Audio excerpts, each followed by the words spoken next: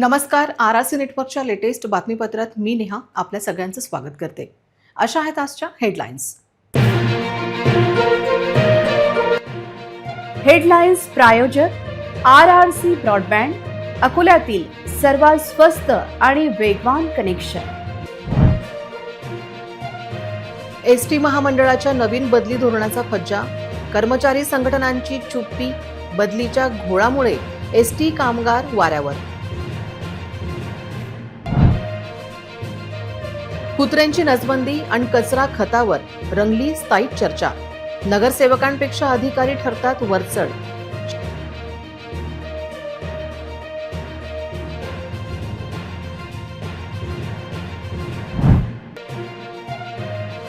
शेगावात शिस्त अधिक कडक, मंदिर परिसरात मोबाईल वापरल्यास थेट जप्तीची कारवाई.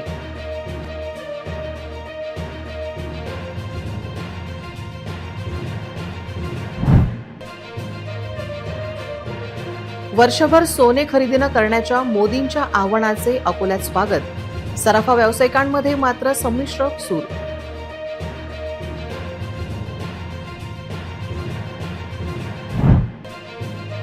नाथाभाऊंच्या नावाने वाडू माफियांचे खोदकाम सुरू, उत्खनन किती वैध किती अवैध, बुलढाणा जिल्हा प्रश्न गप्पगार. आता सविस्तर बातम्या. महाराष्ट्र राज्य मार्ग परिवहन महामंडळाने नुकतेच बदल्यांबाबत नवीन धोरण जाहीर केले असले तरी प्रत्यक्षात अंमलबजावणीत मात्र अनेक तांत्रिक पेच निर्माण झाले आहेत.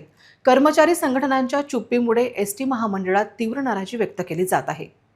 एकीकडे बदल्यांसाठी संगणकीय प्रणालीचा वापर करण्याच्या सूचना आहेत, तर दुसरीकडे बिंदू नामावली अर्थात कास्ट रोस्टर आणि रिक्त पदांच्या अटींमुळे कर्मचाऱ्यांच्या बदल्यांना मोठे ग्रहण लागले असल्याचे चित्र दिसत आहे. सामान्य प्रशासन विभागाचे हे काम असून त्यासाठी कर्मचाऱ्यांच्या दर 3 वर्षांनी होणाऱ्या बदल्या थांबवल्या का आणि कोणी थांबवल्या असा प्रश्न उपस्थित होत आहे. त्याचा रोष देखील विभागात वाढला आहे. एसटी महामंडळाच्या या नवीन धोरणामुळे एक विचित्र विरोधाभास निर्माण झाला आहे. प्रामाणिकपणे बदलीची प्रतीक्षा करणाऱ्या कर्मचाऱ्यांपेक्षा पनिशमेंट, शिस्तभंग किंवा प्रशासकीय कारवाई झालेल्या कर्मचाऱ्यांनाच उलट फायदा होत असल्याची चर्चा आता जोर धरू लागली आहे. अशा पनिशमेंट झालेल्या कर्मचाऱ्यांची पोस्टिंग कुठे याचा अभ्यास जर विभागाने केला तर ते कर्मचारी सुखासुखी नोकरी करत असल्याचे चित्र असून त्यांच्या इच्छित स्थळी बदली त्यांना कशी मिळते असा प्रश्न उपस्थित होत आहे. अधिकृत मार्गाने बदल्या होण्यात अडचणी येत असल्याने आता एजंटमार्फत बदल्यांची चर्चा सुरू झाली आहे. महापालिकेत आज स्थायी समिती सभा आयोजित करण्यात आली. या सभेत कुत्र्यांचे फॅमिली प्लॅनिंग आणि कचऱ्यांचे बायोमॅपिंग करण्याचा विषय होता. सन 2011च्या जनगणनेनुसार अकोल्याची लोकसंख्या 4 लाख होती. ती आता 7 लाख गृहीत धरत अकोल्यात प्रति 100 माणसाला 4 कुत्रे याप्रमाणे 28,000 असल्याचा अंदाज काढत कुत्र्यांचे फॅमिली प्लॅनिंगचे ऑपरेशनचे टेंडर काढण्यात आले. मुळात किती कुत्र्यांची फॅमिली प्लॅनिंगचे ऑपरेशन करायचे आहे हेच माहिती नसताना हवेत गोळीबार केल्याप्रमाणे महापालिकेचे विविध विभाग काम करत असल्याचे चित्र आज स्थायी समितीत दिसून आले. या विषयावर शिवसेना नगरसेवक सागर भारुका, निलेश देव, आझाद खान, फजलू पहलवान, हरीश आलिम चंदानी, मंजुषा शेळके यांनी विविध सूचना करत कुत्र्यांपासून अकोलेकरांना वाचवा अशी मागणी केली. सभेत विषय होती, काही लसीकरणाचा विषय होता. शहरातील जे कुत्र्यांचे लसीकरणाचा विषय मंजूर करण्यात आला. पण त्यांना मी सूचना दिल्या की PKV सारखी संस्था अकोल्यात असताना नंदुरबारच्या संस्थेला देऊ नका, ज्या संस्थेला पूर्वी काळ्या यादीत टाकण्याकरता माननीय आयुक्तांनी प्रस्तावित केलं होतं. त्याला आम्ही सांगितलं किंवा त्याला विरोध करा. विरोध केला आम्ही. अकोल्यात PKV सारखी संस्था 1200 रुपयाचे काम करते, ते आज आपण 1450 रुपयांनी दिलेले आहे. आणि त्याचं लसीकरण करत असताना कालावधी 1 वर्षाचा आहे. म्हणजे आज जर का मागे 2020-21 जे लसीकरण झाले किंवा 22-23 लसी झाले, आज शहरातील सर्व कुत्र्यांचे लसीकरण करत आहे. म्हणजे साधारण बिडवी साहेबांच्या म्हणण्यानुसार 28,000 शहरात कुत्रे आहे, पण माझ्या म्हणण्यानुसार आपल्या 50,000च्या वर कुत्रे आहेत. आणि सगळ्यांचं पुन्हा लसीकरण करणं म्हणजे 2-3 करोड रुपये परत खर्च होणार आहे. तो एक विषय होता. नंतर डम्पिंग ग्राउंडवरील जो कॉम्प्युटरचा विषय होता, ज्यामुळे घंटागाडीची अडचण चालली होती, तो विषय होता. त्यांनी आम्ही सूचना केल्या. बारकोडची यंत्रणा अकोला महापालिकेची सक्षम असल्याने जे 3 निलंबित केले कर्मचारी, आरोग्य निरीक्षक, त्यांचं निलंबन वापस घेण्यासाठी सांगितण्यात आलं. बारकोडची यंत्रणा सक्षम करून लवकर कचरा घंटागाड्यात सगळ्यांना लोकांना उपलब्ध करून द्या, ही प्रमुख मागणी आम्ही आज केली. तर दुसरीकडे नायगाव डम्पिंग ग्राउंड येथील कचऱ्याचे खतात रूपांतर करण्यासाठी बायोमॅपिंग करण्यासाठी काढलेल्या टेंडरमध्ये टेंडर घेणारी कंपनी कुठली याची साधी माहिती अधिकाऱ्यांना नव्हती. तर यापूर्वी ज्या कंपनीला काम दिले त्या कंपनीने ते काम का सोडले, त्यांना ब्लॅक लिस्टेड का केले गेले नाही याचे कुठलेही समर्पक उत्तर महापालिकेचे अधिकारी अजय गुजर देऊ शकले नाही. पुढील काळात नायगाव येथील असलेल्या कचऱ्याचे बायोमॅपिंग करण्यासाठी 41 लाखांची निविदा मात्र मंजूर करण्यात आली. महापालिकेच्या स्थायी समितीत विविध विषयांवर चर्चा झाली असून प्रशासनातील अधिकारी हे पूर्ण माहिती न घेता सभेत उपस्थित राहत असल्याचे गंभीर चित्र आज समोर आले आहे. आज महापालिकेच्या सभेमध्ये बायोमायनिंगचा एक विषय होता, त्याला मंजुरी मिळाली. अकोला शहरातले जे कुत्रे आहेत त्यांचं ऑपरेशन करणे, त्यांना इंजेक्शन देणे, वर्षभरापर्यंत ते डसले तर कुणाला अडचण होणार नाही याचा विषय होता. अकोला शहरामधले विविध विकास कामाचे विषय होते. हे सर्व विषय सर्वानुमते मंजूर झाले. शेगाव येथील संत श्री गजानन महाराज संस्थान कडक शिस्तीसाठी देखील ओळखले जाते. भाविकांकडून संस्थानची तशीच अपेक्षा असते. मंदिराच्या परिसरात काही भाविकांकडून मोबाईलचा गैरवापर दिसून आला. त्याला पायबंद बसावा म्हणून मोबाईल वापरताना कोणी दिसले तर मोबाईल जप्त करण्यात येईल असा इशारा दिला आहे. तसेच सहकाऱ्यांची अपेक्षा केली आहे.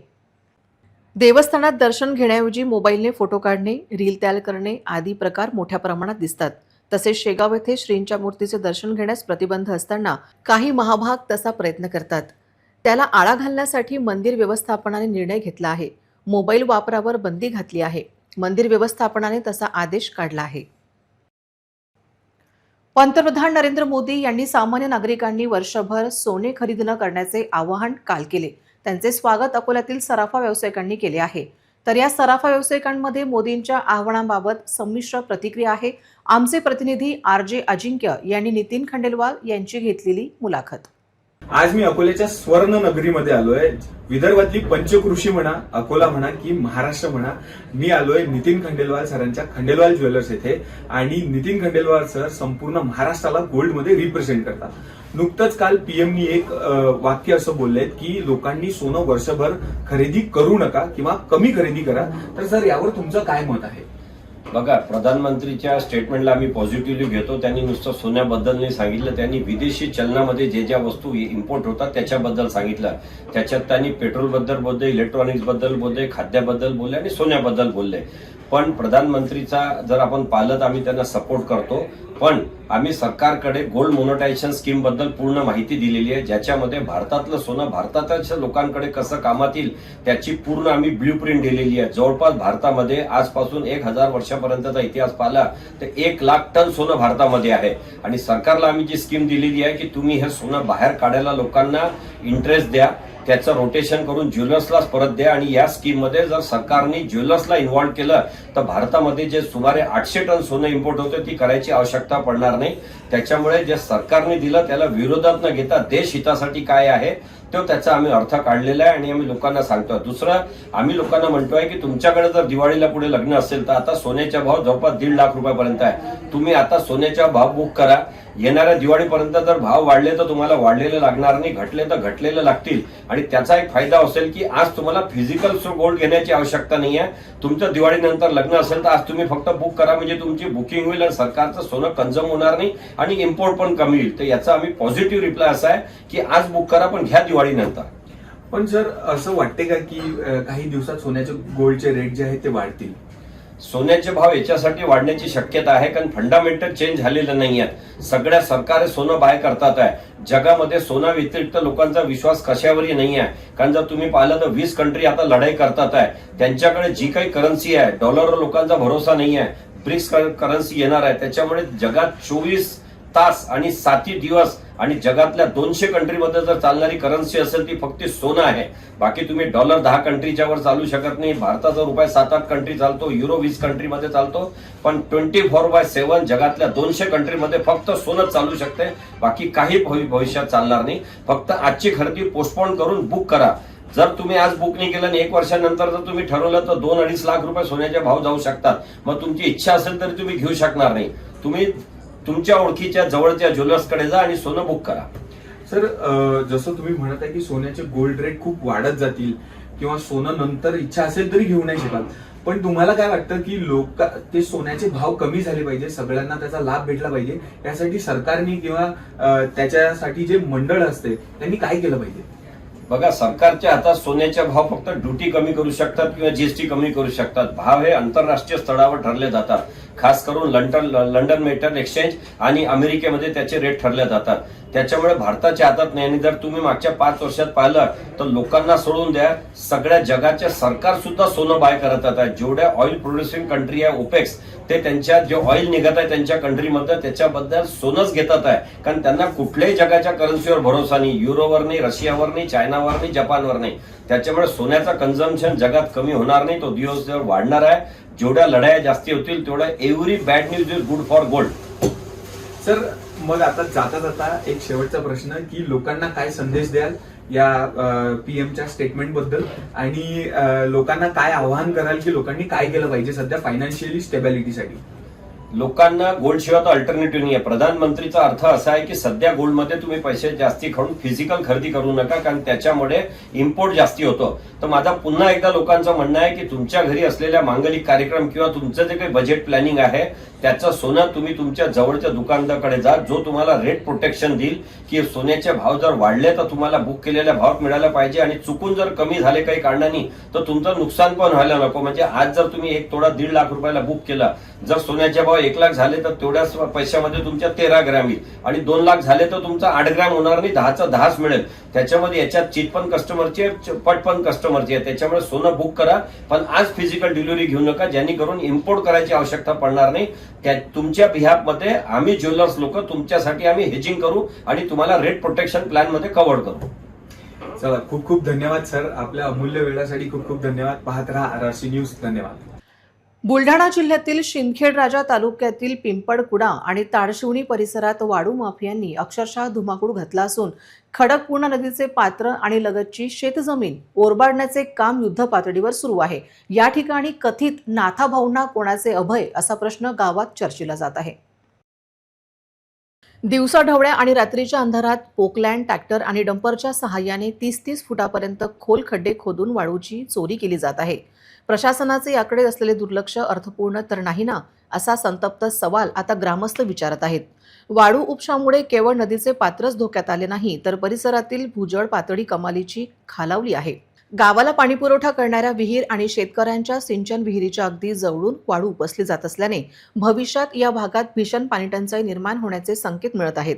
शेतजमिनीची धूप होत असून जड वाहनांच्या वाहतुकीमुळे कोट्यवधी रुपये खर्चून बांधलेले ग्रामीण रस्ते धूळधाण झालेले आहेत. स्थानिक ग्रामस्थांच्या म्हणण्यानुसार वाळू माफियांना ना फायद्याचा धाक उरला आहे, नाही प्रशासनाचा.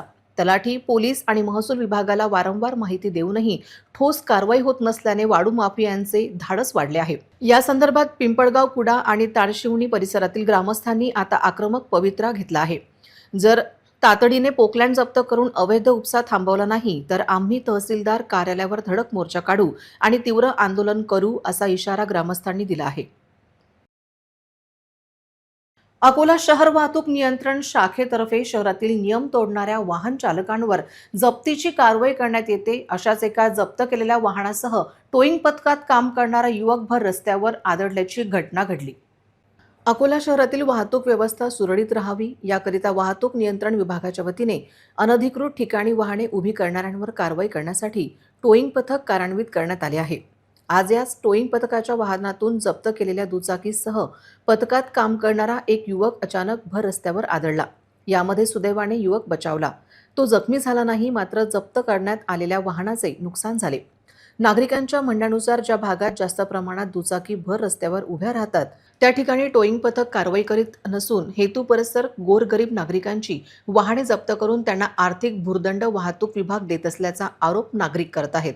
जास्त पैसे कमावण्याच्या नादात क्षमतेपेक्षा जास्त वाहने टोईंग पथकाच्या वाहनात भरण्यात येतात. त्यामुळे अनेक वाहनांचे नुकसान होत असल्याचा आरोप सुद्धा यावेळी नागरिकांनी केला आहे. आजच्या या घटनेमध्ये नुकसानग्रस्त वाहन चालकाला त्याच्या वाहनाचा भुर्दंड शहर वाहतूक नियंत्रण विभाग देणार का, असा प्रश्न उपस्थित केला जात आहे. गाड़ी के ऊपर बैठा हुआ था, गाड़ी के अंदर हो। गाड़ी टोइंग से उठाई हुई उन्होंने, कहाँ से उठाई तो, और डायरेक्ट गाड़ी गिर गई नीचे, गाड़ी के साथ में हो। टोइंग का इतना है तो बोलना अंदर जाओ ना, बोला अंदर के इलाके में जहाँ जहाँ ट्रैफिक को प्रॉब्लेम हो रहा। अकोलेच्या रामनगर परिसरातील राठी पेडेवाला यांच्या मागे प्रताप हॉस्पिटल जवळील श्रीसागर हाईट्स येथे आधुनिक सुविधांनी सुसज्ज असलेल्या आदियोगी फिजिओथेरपी क्लिनिकचे शानदार उद्घाटन रविवार 10 मे रोजी मोठ्या उत्साहात झाले. खासदार अनुप संजय धोत्रे यांच्या हस्ते उद्घाटन करण्यात आले. याप्रसंगी आमदार रणधीर सावरकर, महापौर सौ शारदाताई खेडकर, ओझोन सुपर स्पेशालिटी हॉस्पिटलचे चेअरमन डॉक्टर विनीत हिंगणकर, स्थायी समिती सभापती विजय अग्रवाल, नगरसेविका प्रतिभाताई अवचार, विजय जयपिल्ले, रामनवमी शोभायात्रा समितीचे व सोनार समाज संघटनेचे माजी अध्यक्ष विलासराव अनासने, श्रीरंगदादा पिंजरकर यांच्यासह शहरातील मान्यवर तसेच डॉक्टर उपस्थित होते. डॉक्टर हेमंत प्रकाश लोंदे यांनी क्लिनिकमध्ये उपलब्ध अत्याधुनिक उपचार सुविधा, यंत्रसामुग्री, फिजिओथेरपीच्या आधुनिक पद्धती तसेच रुग्णांना होणारे आरोग्यदायी लाभ याची सविस्तर माहिती उपस्थितांना दिली. विविध शारीरिक आजार, वेदना व दुखापतींवर तज्ज्ञ मार्गदर्शनाखाली क्लिनिकमध्ये 4D spinal decompression table, laser machine इत्यादी अत्याधुनिक मशीनद्वारे स्पाइन व पोस्चर सुधारणा, ॲर्गोनॉमिक मार्गदर्शन, core strengthening, posture assessment, sports injury rehabilitation, operation नंतरची physiotherapy, orthopaedic physiotherapy, cardio respiratory physiotherapy तसेच न्यूरोलॉजिकल फिजिओथेरपी यांसारख्या सुविधा उपलब्ध आहेत. वेदना नियंत्रणासाठी IFT, TENS, US व EMS या आधुनिक उपचार पद्धतींचा वापर करण्यात येत असून exercise therapy, aerobics training, cupping therapy, geriatric physiotherapy, balance training, fitness व लाईफस्टाईल थेरपी, वजन नियंत्रण मार्गदर्शन, स्ट्रेच व कंडिशनिंग, लवचिकता प्रशिक्षण तसेच क्लिनिकल एक्सरसाइज सुविधा देखील उपलब्ध करून देण्यात आल्या आहेत. डॉक्टर हेमंत प्रकाश लोंदे आदियोगी फिजिओथेरपी सेंटर आज दिनांक 10 मे 2026 रोजी इनॉग्रेशन सेरेमनी माननीय श्री अनुप धोत्रे सर यांच्या हस्ते आज आपल्या क्लिनिकचं इनॉग्रेशन झालं आहे. डॉक्टर हेमंत प्रकाश लोंदे आदियोगी फिजिओथेरपी क्लिनिक आज माझ्या क्लिनिकचं इनॉग्रेशन झालं 10 मे 2026 रोजी. आपण आपल्या हॉस्पिटलमध्ये रिहॅबिलिटेशन एरिया, कपिंग रूम आणि ट्रीटमेंट रूम असे अवेलेबल केले आहे. ट्रीटमेंट रूममध्ये TENS, EMF, ultrasound, laser grade 4 आणि 4D robotic spinal decompression therapy असं अरेंज केलं आहे. रिहॅबिलिटेशन एरियामध्ये ट्रेडमिल, स्टॅटिक सायकल, रोवर आणि इतर अत्याधुनिक इक्विपमेंट्स आपण पेशंट्सच्या सेवेमध्ये अवेलेबल केले आहेत. कपिंग थेरपी रूममध्ये ड्राय, वेट, स्टॅटिक, डायनॅमिक सगळ्या प्रकारचे कपिंग पेशंटसाठी अवेलेबल केले आहे. लेझर ग्रेड 4 आणि स्पायनल डिकम्प्रेशन टेबल आपल्या एरियामध्ये खूप कमी लोकांकडे आहे आणि खूप कमी लोकांकडे तो अवेलेबल असतो. स्पायनल डिकम्प्रेशन टेबल हा आपलं स्पायनल कॉर्ड, वर्टेब्रल कॉलम याच्यावर ट्रॅक्शनचं काम करतो. त्यांनी जे नर्व्स दबलेले आहे किंवा मग त्याच्यामध्ये जागा कमी झाली आहे ते ट्रॅक्शननी ते रिलीज करतं. त्यानंतर आपण पेशंटला रिहॅबिलिटेशन रूममध्ये आणतो आणि एक्सरसाइज थ्रू आणि equipments through, exercise through, rehabilitation through आपण ते ट्रॅक्शन टेबलचे जे इफेक्ट्स आहे ते परमनंट करतो. परमनंट केल्यानंतर त्या इफेक्ट जे आहे ते तुम्हाला लाईफलाँग दिसतील. आणि इलेक्ट्रोथेरपी आणि रिहॅबिलिटेशन हे दोघांचं कॉम्बिनेशन करून आपण पेशंटला एक प्रॉपर आणि ॲडव्हान्स आणि एक्सपिरियन्स्ड फिजिओथेरपी द्यायचा प्रयत्न करतो. 3 वर्षापेक्षा जास्त अनुभवाच्या माध्यमातून रुग्णांना वैयक्तिक उपचार योजना देण्यात येऊन नागरिकांनी या आधुनिक सुविधांचा लाभ घ्यावा. तसेच सर्व संरक्षण दलातील आजी-माजी अधिकारी कर्मचारी यांना व त्यांचे कुटुंबातील 3 सदस्यांना तसेच दिवंगत अधिकारी कर्मचारी यांचे कुटुंबातील 4 सदस्यांना विविध उपचारात सवलत देण्यात येणार आहे. या सर्वांचा लाभ घ्यावा असे आवाहन डॉक्टर हेमंत लोंदे यांच्या वतीने करण्यात आले. या अत्याधुनिक क्लिनिकमुळे शहरातील नागरिकांना गुणवत्तापूर्ण फिजिओथेरपी सेवा उपलब्ध होणार असल्याचे मत मान्यवरांनी व्यक्त केले. या उपक्रमासाठी प्रकाश हिमतराव लोंदे, सौ अनिता प्रकाश लोंदे व डॉक्टर रोहित प्रकाश लोंदे यांचे विशेष सहकार्य लाभले. ऑटोक्रॅट कोचिंग क्लासेसनी पुन्हा एकदा उत्कृष्टतेची परंपरा कायम राखत SSC बोर्ड परीक्षेत अभूतपूर्व यश संपादन केले आहे. संस्थेने शहरातील सर्वोत्कृष्ट टक्केवारी निकालांपैकी एक निकाल नोंदवत शैक्षणिक क्षेत्रात आपली वेगळी ओळख निर्माण केली आहे. 53 विद्यार्थ्यांपैकी मोठ्या संख्येने विद्यार्थ्यांनी 90% अधिक गुण मिळवत संस्थेच्या सातत्यपूर्ण गुणवत्तेचा ठसा उमटवला आहे. संस्थेतील गुणवंत विद्यार्थ्यांमध्ये रफान आबिर 98.40%, सोहेरा नियाझी 98.40%, फैजल अहमद खान 96.60%, रुकैया बचाव 96.40%, सानिया शेख 96%, आकांक्षा गुंजाळ 94%, रोहान अहमद 94%, हबीब अन्सारी 93.60%, हानिया मरियम 93.40%, मोहम्मद अयान 93%, आसिम खान 92.40%, मुर्तुजा हुसेन 92.20%, रेहान शेख 92%, कार्तिक जोशी 91.80%, अहमद तबानी 90.80%, मोहम्मद आमिर 90.80%, जोया गाझी 90.60%, खुशी जोशी 90%, शुभ जोशी 90%. विशेष उल्लेखनीय म्हणजे सोहेरा नियाझी हिने गणित विषयात 100 पैकी 100 गुण मिळवले. सानिया शेख हिने संस्कृत विषयात 100 पैकी 100 गुण मिळवले. 53 पैकी 22 विद्यार्थ्यांनी गणित विषयात 90 पेक्षा अधिक गुण मिळवले. 53 पैकी 23 विद्यार्थ्यांनी विज्ञान विषयात 90 पेक्षा अधिक गुण मिळवले. 53 पैकी 16 विद्यार्थ्यांनी सामाजिक शास्त्र विषयात 90 पेक्षा अधिक गुण मिळवले. 19 विद्यार्थ्यांनी 90 पेक्षा अधिक गुण मिळवले. 41 विद्यार्थ्यांनी 80% पेक्षा अधिक गुण मिळवले. गणित विषयात 22 विद्यार्थ्यांना 90 पेक्षा अधिक गुण, विज्ञान विषयात 23 विद्यार्थ्यांना 90 पेक्षा अधिक गुण, सामाजिक शास्त्र विषयात 16 विद्यार्थ्यांना 90 पेक्षा अधिक गुण. गुणवर्गानुसार निकाल असा आहे: 96% पेक्षा अधिक गुण 5 विद्यार्थ्यांना, 90% पेक्षा 96% 14 विद्यार्थ्यांना, 85% ते 90% 12 विद्यार्थ्यांना, 80% ते 85% 10 विद्यार्थ्यांना. 53 पैकी 19 विद्यार्थ्यांनी 90% पेक्षा जास्त गुण मिळवले. 53 पैकी 22 विद्यार्थ्यांनी 80 ते 90% गुण मिळवले. संस्थेच्या टॉप 5 विद्यार्थ्यांपैकी 4 विद्यार्थी माउंट कार्मेलमधील असून 1 विद्यार्थी होली क्रॉस कॉन्व्हेंटमधील आहे. विशेष म्हणजे संस्थेतील अव्वल 2 विद्यार्थ्यांनी आपल्या शाळांच्या टॉप 5 गुणवंत विद्यार्थ्यांमध्येही स्थान मिळवले आहे. संस्थेचे संचालक शारिक डोकडिया सर यांनी स्वतः गणित आणि विज्ञान विषयांचे मार्गदर्शन करत विद्यार्थ्यांना योग्य दिशा दिली. ज्यांनी उत्कृष्ट अध्यापन पद्धती, नियोजन आणि मेहनतीमुळे विद्यार्थ्यांनी हे घवघवीत यश संपादन केले. या शानदार निकालामुळे ऑटोक्रॅट कोचिंग क्लासेसने शहरातील SSC शिक्षण क्षेत्रातील अग्रगण्य संस्थांमध्ये आपले स्थान पुन्हा एकदा अधोरेखित केले आहे. संस्थेच्या व्यवस्थापनाने सर्व विद्यार्थी, पालक आणि शिक्षकांचे मनपूर्वक अभिनंदन करत त्यांच्या उज्ज्वल भविष्यासाठी शुभेच्छा दिल्या आहेत. Hello, I am Akanksha Amol Gunjar. I have best experience here. I got 94% in board exam and this is possible because of Sharik sir and the entire staff of Autocrat coaching classes. कि यहाँ पर constant support मिलता है और Shariq sir का और सभी teachers का. यहाँ के हर एक टीचर आपको हर एक मोड़ पे सही रास्ता बताते हैं और यहाँ का रिजल्ट सबसे अच्छा, मैं ऐसा समझता हूँ कि यहाँ का रिजल्ट सबसे अच्छा है.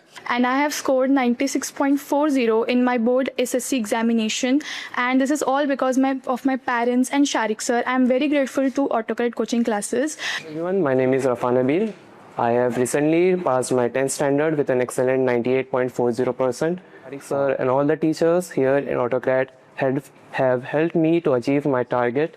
मैं ऑटोक्रैट्स का और शारिक सर का बहुत बहुत शुक्रगुजार हूँ. मैंने अपनी बच्ची को पिछले साल ही डाला था और मेरे एक्सपेक्टेशन से ज़्यादा यहाँ पे रिजल्ट बना. बच्ची ने 98.40 अचीव किया है. My percentage is 98.40 and I have worked hard for it, and this institute Autocrat has helped me very much and has motivated me a lot.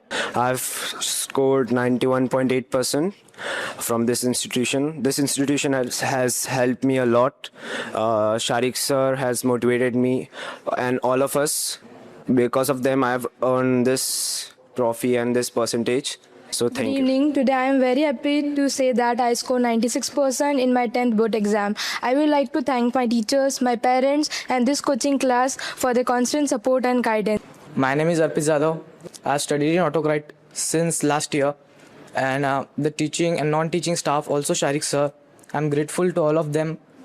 They helped me to achieve this my academically award. I'm Faisal Ahmed Khan and I have secured 96.6% in my SSC board examination. I have studied from Autocrat coaching classes and I will like to express my heartfelt gratitude to Autocrat coaching classes, Sharik sir and its faculty. My name is Hania, and I was here in Autocrat coaching classes, and my percentage in 10th class is 93.4%, and I'm genuinely very happy with it. And Sharik sir contributed a lot in it, so I always be thankful for it to Sharik sir and all the staff here in Autocrat. And I had scored 94% in my 10th SSC board exams, and I think so it was not possible for me to score but this institute has made everything easy and possible for me, and thank you everyone. Autocrat की खास बात यह है कि इनका जो पढ़ाने का जो सिस्टम है, तरीका है, और उनके जो स्टाफ्स है, दे आर वेरी कोऑपरेटिव और उन्हें काफ़ी ज़्यादा मेहनत लेते हैं. तो बच्चों को हम लोग एक्सपेक्ट नहीं कर रहे थे कि जितना आएगा, लेकिन they are really doing the very hard work. Shariq sir का स्पेशली फोकस रहता है हर बच्चे को, वो स्पेशली थोड़ा सा अच्छे से फोकस करते हैं. तो this really very good experience with Autocrat. Warud शहरातील आठवडी बाजार परिसरातील केदारेश्वर मंदिराजवळ रविवारी पहाटे भीषण आग लागली. यात 3 कुटुंबांच्या संसाराची राखरांगोळी झाली. या आगीत फुलाबाई शिरसाम, भातुलकर तसेच अन्य एका कुटुंबाची घरे काही क्षणात आगीच्या भक्षस्थानी पडली. या दुर्घटनेत किरकोळ इजा झाली असली तरी सुदैवाने कोणतीही जीवितहानी झाली नाही. घटनेची माहिती मिळताच परिसरातील नागरिकांनी घटनास्थळी धाव घेत आग विझवण्याचा प्रयत्न केला. मात्र आग एवढ्या वेगाने पसरली की घरातील कपडे, धान्य, भांडी, फर्निचर, महत्त्वाची कागदपत्रे आणि इतर जीवनावश्यक वस्तू पूर्णतः जळून खाक झाल्या. आग नेमकी कशामुळे लागली याचे कारण अद्याप स्पष्ट झाले नसून प्रशासनाकडून घटनेची चौकशी सुरू आहे. घटनास्थळी भेट देत आगग्रस्तांना जीवनावश्यक वस्तू उपलब्ध करून दिल्या. प्रशासनाकडून मिळालेल्या या मदतीमुळे आगग्रस्तांना तात्पुरता दिलासा मिळाला असला तरी उर्वरित आयुष्य कसे जगावे असा प्रश्न त्यांच्यासमोर उभा ठाकला आहे. या भीषण आगीत 3 कुटुंबांचे आयुष्य अक्षरशः उद्ध्वस्त झाले असून आता समाजाने संवेदनशीलता दाखवत मदतीचा हात पुढे करण्याची गरज व्यक्त होत आहे. काही दिवसांपासून अकोला शहरात गुन्हेगारांचे धाडस चांगलेच वाढले असून अकोल्याच्या टिळक रोडवरील बॉम्बे लॉजसमोर तोतया पोलिसांनी एका व्यक्तीला लुटल्याची धक्कादायक घटना समोर आली आहे. आपण पोलीस असल्याचे सांगून 2 भामट्यांनी एका व्यक्तीला अडवले आणि चालाखीने लाखो रुपयांचे दागिने लंपास केले. या घटनेमुळे शहरात एकच खळबळ उडाली आहे. रमेश इंगडे हे फिरून घरी परतत असताना मोटारसायकलवरून आलेल्या 2 तरुणांनी त्यांना अडवले. विचारणा केली असता आम्ही पोलीस आहोत, पुढे पोलिसांनी नाकाबंदी केली आहे, त्यामुळे तुमचे अंगावरील दागिने काढून पिशवीत किंवा जवळ सुरक्षित ठेवा असे त्यांनी सांगितले. आणखी एक तरुण दुचाकीवर आला आणि त्याने नाटक करत स्वतःचे दागिने काढून त्या 2 भामट्यांच्या स्वाधीन केले. हे पाहून रमेश इंगडे यांचा विश्वास बसला आणि त्यांनीही स्वतःची सोन्याची साखळी, लॉकेट आणि 2 अंगठ्या एकूण किंमत 5 लाख रुपये काढून त्यांच्याकडे दिली. बदमाशांनी सोन्याचे दागिने एका कागदात गुंडाळल्याचे भासवले आणि हातचलाखी करून खोटे दागिने असलेला कागद इंगडे यांच्या हातात दिला. त्यानंतर ते तिथून फरार झाले.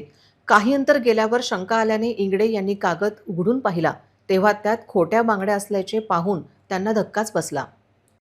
समोर 2 जण मागाले ते म्हणे थांबा, आम्ही पोलीसवाले आहो म्हणत. ते सोनं तुमचं काढून टाका म्हणे, बा पूर्ण शिनपट्टी उडाली म्हणत. मग सोनं काढलं मला, तर त्याच्या एक मागा एक माणूस आला, त्यांना सोनं करतो, त्याचाच माणूस होता, त्यांना सोनं काढलं, तर त्याच्यानं मी काढलं होतं. तर मग आता एक 4.5 लाखाचा खूप होता. अंगठी होती 1.5 लाखाची, एक अंगठी होती 75,000ची, आणि एक लाकड होतं ते 75,000चं लाकड होतं. त्या मग त्यांना काढून घेतलं मला. त्या पुढी बांधली त्यानं, हे पुढे त्यानं काय हे पुढे माता दिली त्यानं, हे पुढे बांधून फोडून पाहिलं, हे निघाल त्याच्यात. रिपोर्ट दिला ना, 3 लाखाचं सोनं आणि 10-12 लाखाचं होतं ते. येथील अमरावती शहरातील सायन्स पोअर मैदानावर आयोजित उत्सव मेळ्यांमध्ये पैशांच्या व्यवहारातून झालेल्या वादात पश्चिम बंगालमधील व्यापारी अभिजित सुकुमार यांची चाकू भोसकून हत्या करण्यात आली.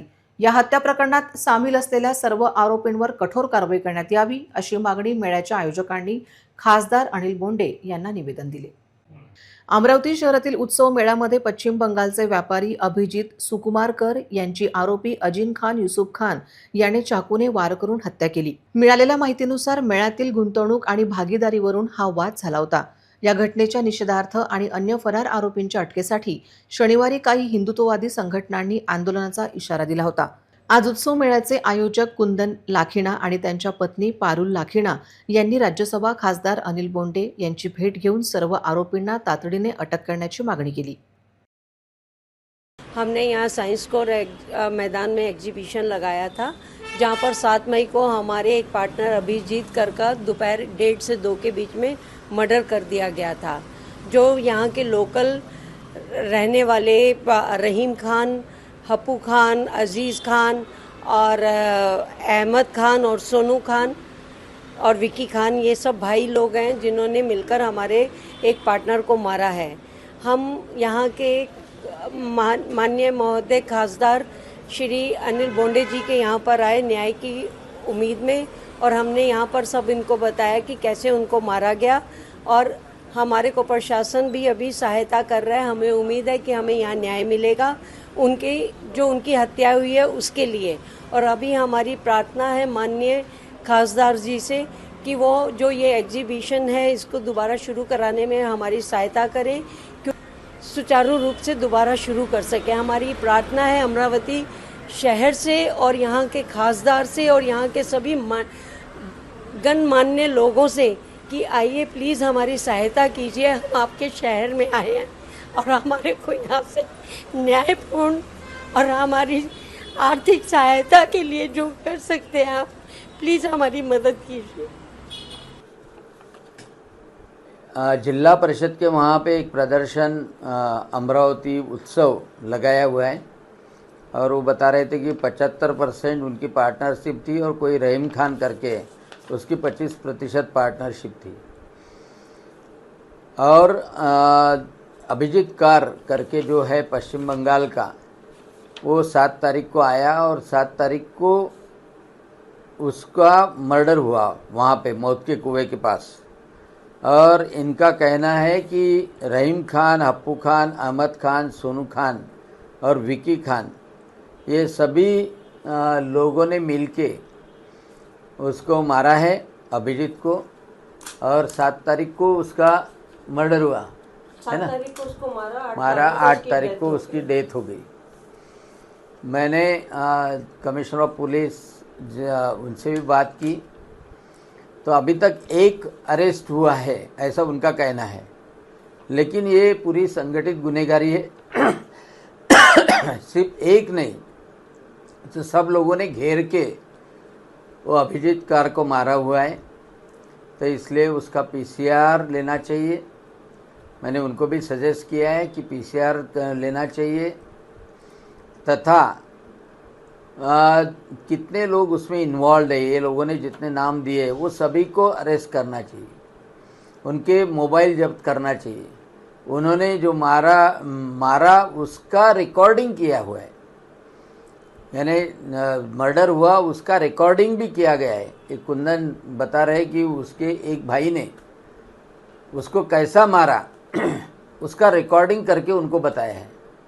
तो उनका जो बयान है उसको सत्यता मानकर जो 5 भाई है उनके जो मोबाइल है वो जब्त करके उनके पास में क्या क्या रिकॉर्ड किया गया है, उनके कैमरा में क्या क्या रिकॉर्ड किए गए हैं, डिलीट किया होगा तो साइबर के माध्यम से उसको रिवाइव करके उसका पूरा तफ्तीश होनी चाहिए, क्योंकि छूटना नहीं चाहिए. क्योंकि ये दहशत निर्माण करने के लिए ये रहीम खान, हप्पू खान, अहमद खान, सोनू खान और विकी खान, पूरे खान, तो ये खान लोगों ने खून किया है. लेकिन अनफॉर्चुनेट बात ऐसी है कि वो मौत के कुएं के पास ये मर्डर हुआ, वहाँ पे सीसीटीवी फुटेज नहीं है कौन कौन उपस्थित थे.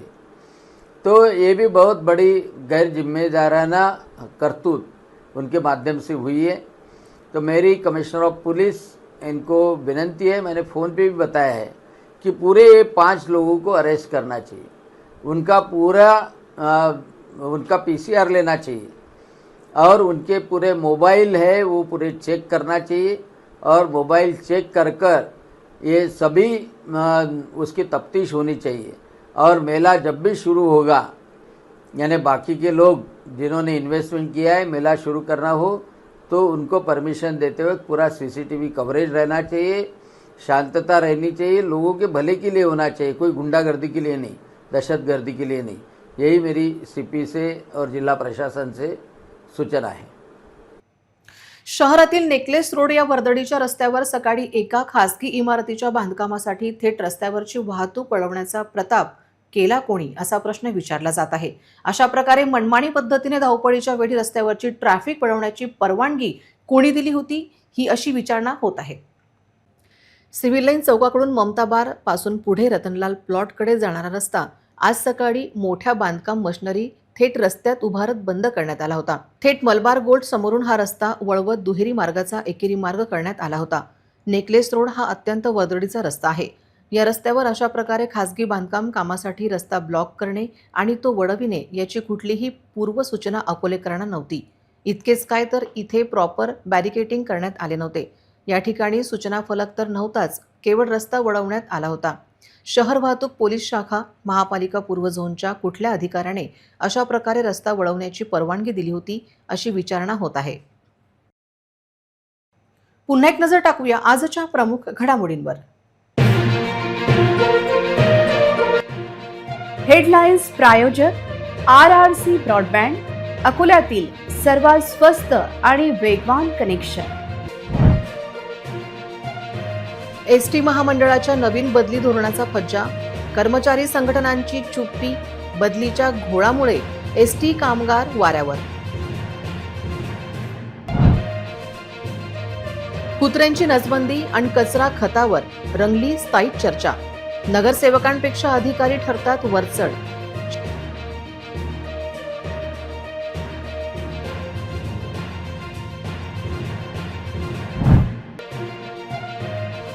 शेगावात शिस्त अधिक कडक, मंदिर परिसरात मोबाईल वापरल्यास थेट जप्तीची कारवाई।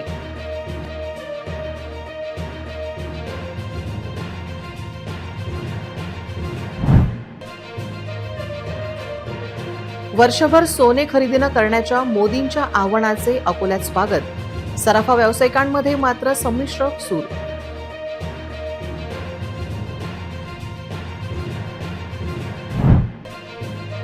नाथाभाऊंच्या नावाने वाडू माफियांचे खोदकाम सुरू, उत्खनन किती वैध किती अवैध, बुलढाणा जिल्हा प्रश्न गप्पकार।